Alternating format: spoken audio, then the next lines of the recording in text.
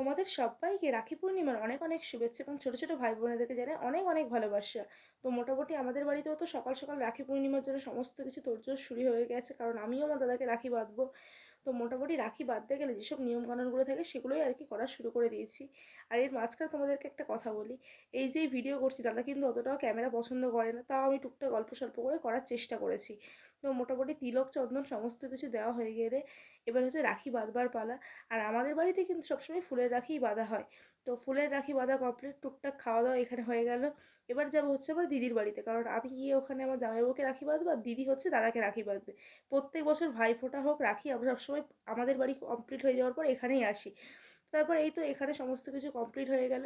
আজকে দুপুরবেলা কিন্তু প্রচুর জমজমাটি একদম খাওয়া দাওয়া হয়েছে। সেই ভিডিওটা আমি তোমাদেরকে অন্য একটা রান্নার ভিডিওতে দেখাবো কী কী রান্না বান্না হয়েছিল। তো মোটামুটি খাওয়া দাওয়ার পর আজকে বিকেল বিকেল গিয়েছিলাম একটা জায়গায়, আর আকাশটা এরকম দেখতে লাগলো।